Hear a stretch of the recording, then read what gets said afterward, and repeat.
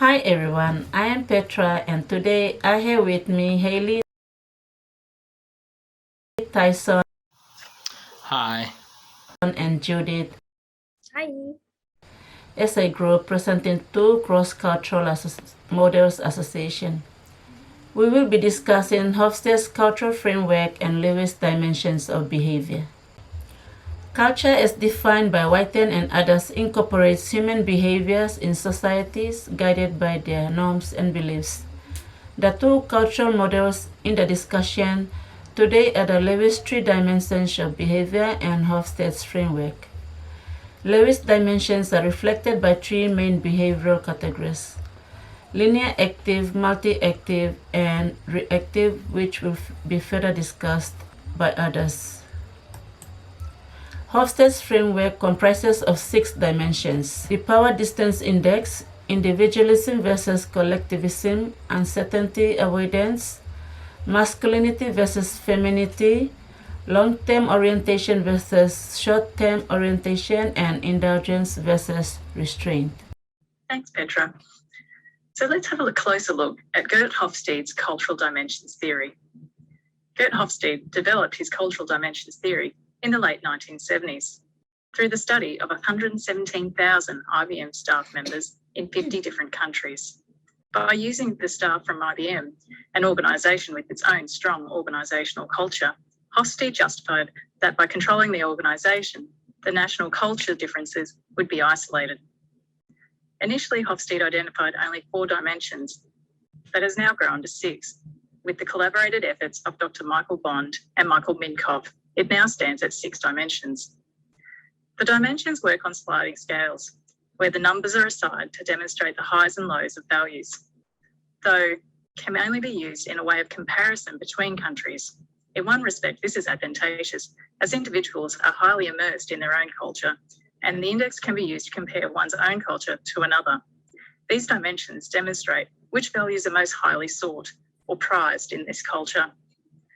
This is useful as the value constructs are largely hidden, unlike the behaviours that are motivated by these underlying values. Now, let's look at the 6 cultural dimensions. Power Distance Index. This index contemplates the extent to which inequality exists within a society. Societies that rate highly on the scale demonstrate acceptance of inequality, that one should know their place and behave accordingly. Those that are from low power index cultures do not accept inequality and see themselves as equals. In a workplace where this culture is present, collaborative styles of leadership work well. Individualism versus collectivism refers to whether the individual values themselves above others within their community. In communities where the collective is highly valued, decisions are made for the greater good, as opposed to those that are most beneficial to the individual.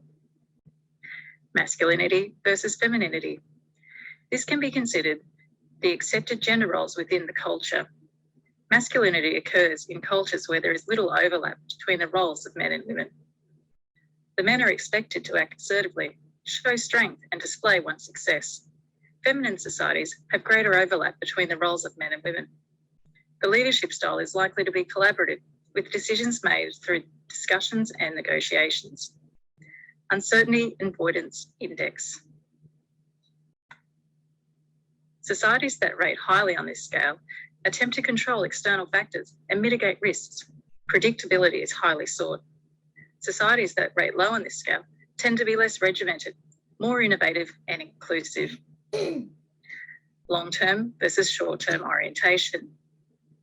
Long-term orientation societies demonstrate pragmatism, prudence and modesty, in contrast to those with short-term orientations that value consistency of truth, principles, and have a tendency to be more religious or nationalistic.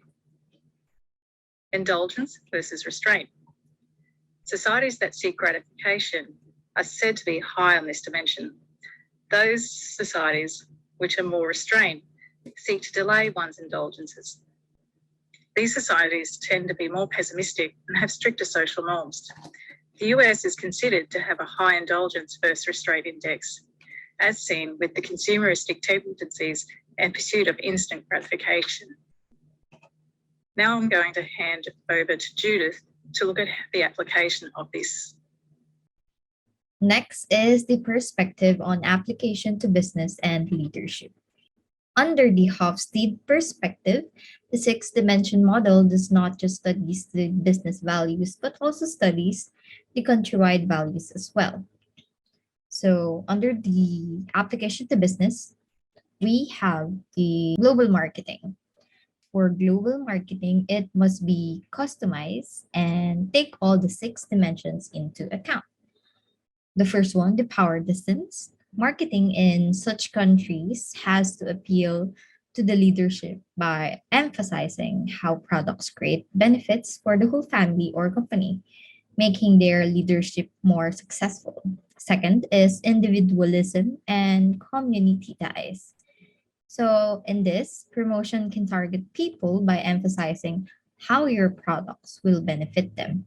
So, for how low individualism markets with strong community ties, you have to market the whole community and explain how, if it's members buy your products, the community will see the benefits. For masculinity versus femininity, so for this kind of markets, a neutral approach appealing to both men and women is appropriate. So the fourth one is tolerance and ambiguity. So cultures with high ambiguity avoidance prefer to have a product characteristics spelled out clearly with guaranteed advantages and specific features cultures that don't try to avoid ambiguity. The long-term orientation marketing has to take such orientations to account by fitting promotions into the traditional cultures for markets with high long-term orientation scores and emphasizing the short-term benefits for low-scoring markets. And the last one would be the indulgence and quick gratification, wherein a promotion based on sex appeal may be effective in a high indulgence culture under the application of leadership by management. So the first one, the power distance. So non-hierarchical power is distributed evenly among all employees, regardless of their position. Hierarchical is higher positions wherein will enjoy special treatments from the management. And the second is there are organizations that strongly rely on teamwork and some that sees working individually as a strong working asset. The third would be masculinity and femininity. So in here, there will be different set of policies in the organizations. That is depending on who is dominating the company. The fourth one would be uncertainty avoidance. So in here, tolerance level of employees within the comfortable and uncomfortable situations. Long-term orientation, employees who notice the long-term investment in the relationships often feel more attached to the company or organization. And the last one would be indulgence and quick gratification.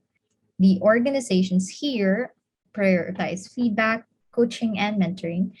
They even emphasize flexible working and work-life balance. The Lewis model of cross-cultural communication was developed by Richard D. Lewis after many years of extensive research across over 130 countries.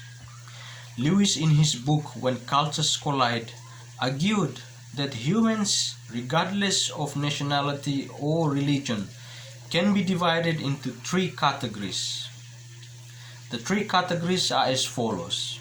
Number one, the linear active. The linear active group, according to Lewis, can easily be identified. This group are task-oriented, highly organized planners who prefer getting things done one at a time and are rules-oriented. The second category is the multi-active. Their shared characteristics are very emotional, enthusiastic, talkative, family, feelings and relationship oriented. The final category according to Lewis, is the reactive.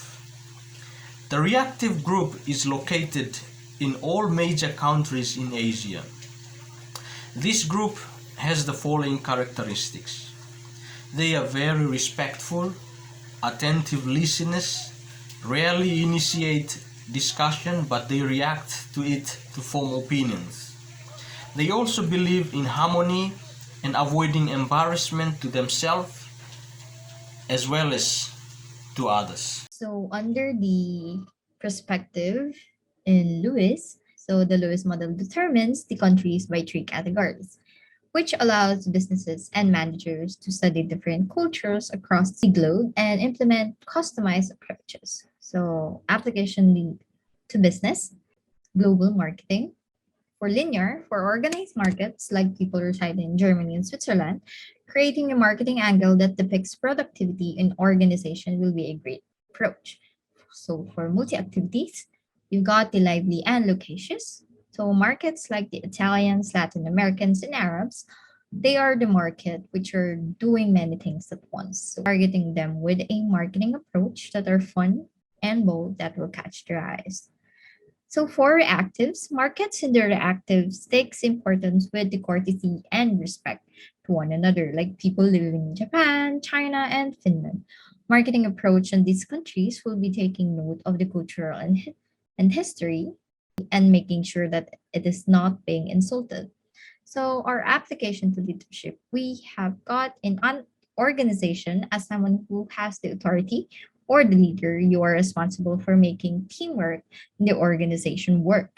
This is where the three categories of Lewis model takes place. One category cannot stand on its own. Therefore, one great leader consists of the whole organization cooperating. Under the linear, they are the ones that are planning, seeing the problems, and analyzing consequences with the policies to follow. The multi activities, poor followers, but they do set the atmosphere in the organization, which makes the working environment more enthusiastic. So for the reactives, they are the ones that gives harmony to the company by being good listeners, saying another side of the problem, and pursuing actions with long-term results. These three types of people in an organization is what makes a good company is. If not paired properly, then it would cause chaos. To conclude, cultural difference, if not managed well, may result in misunderstanding and hostility. Thus, understanding and accepting different beliefs, values, ideas, and behaviors shared by certain societies is a pathway to competitive advantage in the global business environment. Understanding international cultural differences and business enables managers and leaders to overcome possible difficulties in business-related problems and increases one's knowledge in managing the business in the global business context. Understanding behaviors, organizational structures, hierarchy, protocols, and communication, and how these areas vary from cultures improve performance. Thank you all for listening, and that will be all for our presentation on the two model theories. We hope that you gain new insights that will help you in your future business.